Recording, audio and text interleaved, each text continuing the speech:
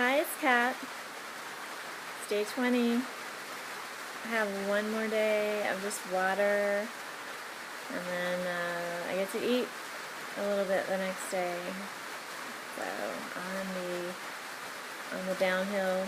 I mean, I've been on the downhill, but really almost at the bottom. So almost done. I feel good right now. I felt horrible again this morning, very low energy, very weak and tired as usual. I'll probably feel like that again tomorrow. Every time I stood up, it's like 2 stars.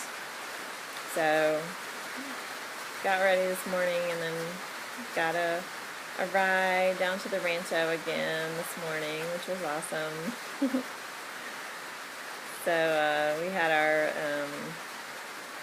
our session this morning. We talked a little bit about what to do, when we get back home. I mean, it's easy here, probably for someone who lives here. There's fruit galore. You can just eat fruit, whatever, just eat naturally. But when you go back home, there's a lot more opportunities to eat restaurant food and to go out in social situations with friends and things. So we talked a little bit about that today. I don't really have a huge problem with that. I've gotten used to going to places and either I can figure out something to eat usually, and ask them to make me something different, or a lot of times sometimes I take food with me, or take food to add to the food that they have, like some more greens or sprouts or something, or avocado. I love to take avocado for salads. So he talked a little bit about not being afraid to be weird, because we're kind of weird, and I'm not afraid of that. Everybody knows I'm kind of strange, so they've gotten used to my weird food choices, weird compared to the normal, so the standard. So, he talked a little bit about that, and not being afraid of what people say, and I'm really not. When they ask you where you get your protein, which is the number one question, just to say I'm getting it from my food, and I feel great, and, not being responsible for how others feel, and just being responsible for meeting my nutritional needs, which I'm pretty good with all of that. So it was a good talk, though. Just reminded us a little bit about all of that. My numbers this morning were about the same. My spread was the same. It was 21. Which, to remind you, or if you haven't watched the other videos, you should watch them. But the spread is the difference between the systolic and diastolic, the upper and lower numbers of your blood pressure. So today my blood pressure was 80/59, and so the spread was 21. The difference between those two numbers is 21, and my pulse is 64. So just to compare, like the day 2 when I first got here, this is the first day we measured stats, my pulse was 93/63, so my spread was 30.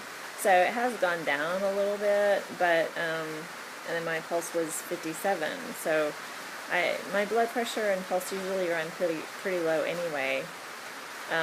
But my spread has gone down, which means you have less blood volume, or you have less water to make blood, which could mean you're not drinking enough water, or it could mean that you're holding, retaining water in the colon to do some work. It's trying to break up old waste. So, which, speaking of that, I haven't really talked about that. I usually talk about it in classes and stuff when I'm talking to people. Like Dr. Oz has no problem talking about poop, and neither do I. I mean, it's natural. Everybody does it. So today I eliminated a little bit, and then it was like a week ago I had a little bit of elimination. So in Lauren does not do offer colonics or enemas or suggest any of that during fasting. He agrees with Herbert Shelton, who is a natural hygienist. He also did not offer colonics or enemas to his clients. He did, I think Herbert Shelton did like a couple of thousand or more. He fasted that many people, and he found that he had that they had better results if they didn't do those things. And Lauren has fasted, like I've said, over 2,000 at his center and like several thousand more over the phone. And he's found the same thing, just to leave the body alone, let it eliminate naturally, and then eventually it does. It's weird. I've talked a lot about in the past that colonics and enemas are important because you don't want to reabsorb toxins that are in the colon. But I wanted to completely trust this process, and so that's what I'm doing. And and see what happens. Supposedly, especially when you start refeeding, you should eliminate a lot more. And everybody's different. There's some people that haven't had anything happen yet. There's some people that have had, a number of movements. So everyone's different. I expected not to have any, so I'm a little surprised about that. But anyway, so I could be holding some water, my colon, kind of doing some work there. Let's see. That was all I was going to talk about there. Just letting the body, leaving the body alone, letting it do its thing. So that appears to work that's seemed to work for so many clients in the past. So I'm just trusting the process, and we'll see what happens. So I want to talk a little bit, probably tomorrow, about how important it is for the refeeding process. A lot of times when people fast, they don't stress the importance, or understand the importance of refeeding and slowly getting the body to start digesting again, because your body has kind of shut down those processes in order to do other things.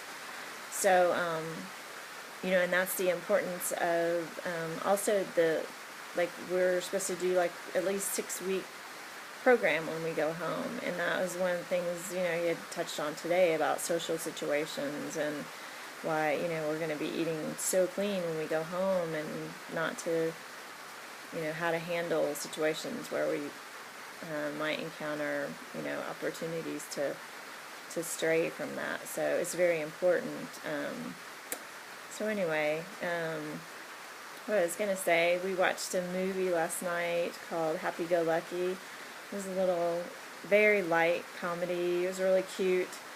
And I mentioned that because the overall theme of that movie was, to me, she had this wonderful, joyful life. She loved her life.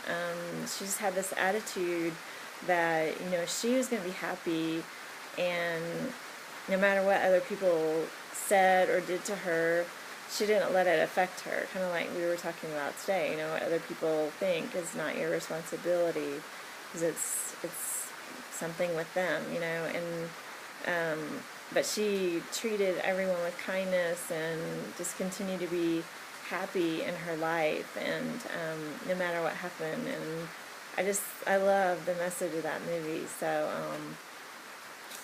anyway, just thought I would mention that. It's really good. I would recommend that movie. It's really cute. It was made in the UK, and I loved the accents too. So that was really fun.